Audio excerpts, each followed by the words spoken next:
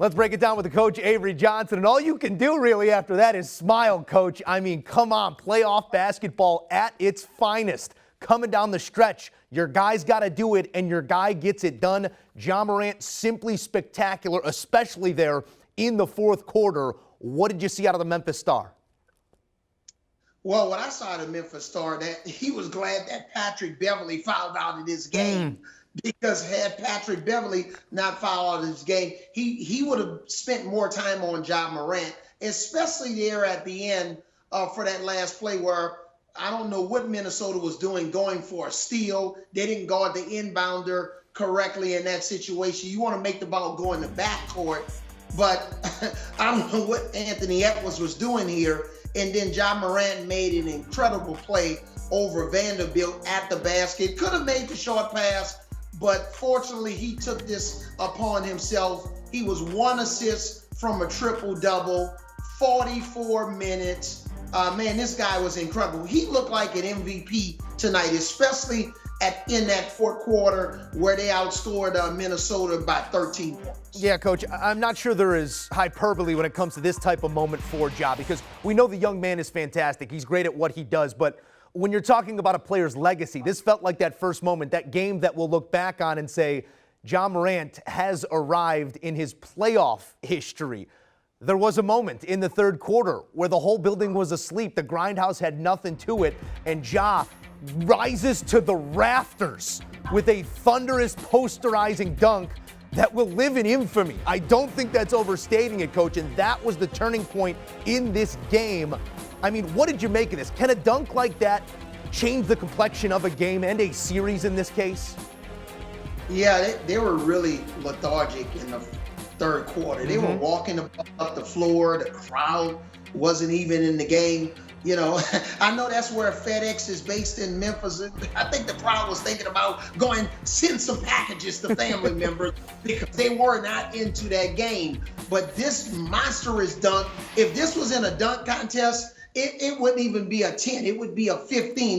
They wouldn't have enough scorecards to score that dunk. And he basically jumped over a guy. And that really turned the momentum. That's what happens with young teams. You've seen this from Memphis all season. They've been a high wire act. They're a very athletic team. Ja Morant is a point guard that's very athletic, that plays above the basket. You're right, Joe. I'll score it for all of us, Coach. That's a perfect 50, my friend. Give him a 50 on that dunk. It's simply spectacular. Again, stamping this moment for not just Ja Morant, but for the Memphis Grizzlies, who are now just one win away from moving on and tasting that second round, which is something that's eluded them for so long now. But on the Minnesota side of things, Coach, this series is not over just yet. It's going back to your building. You need to recollect. What do they do to ensure that it goes 7 and they're taking another flight back to Memphis? During the 4 regular season games when Minnesota and Memphis matched up, the difference in those games was D'Angelo Russell. And, you know, you even saw at the end of the game there, I don't know what type of play that was called. He was out of control. They were all discombobulated. But D'Angelo Russell's he's going to have to step up, especially in Minnesota, to put more pressure on Memphis's defense. This is a team that dropped 130 points in game 1 in Memphis to win that game. So they're capable of scoring, but it's got to come from not only Karl Anthony Towns, not only D'Angelo Russell, but they have to be that 1-2 punch, that combination, not so much to Scottie Pippen and Michael Jordan, not even where close to Klay Thompson and Steph Curry, but they got to play well on the same night. You know, Karl Anthony Towns, you know, pretty good night tonight. But D'Angelo Russell was missing in action, and they're going to need him to play at a very high level, be more efficient, knock down some three-point shots, especially the ones at the end of the shot clock. And they didn't get that from him in Game 5.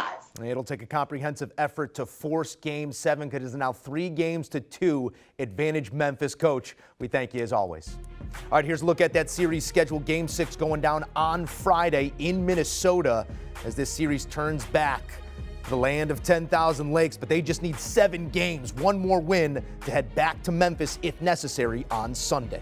Do you want a sports network that delivers everything that matters about the game? The highlights, the picks, the instant analysis, no yelling, no fake debates, no politics. Hit the subscribe button and never miss a moment.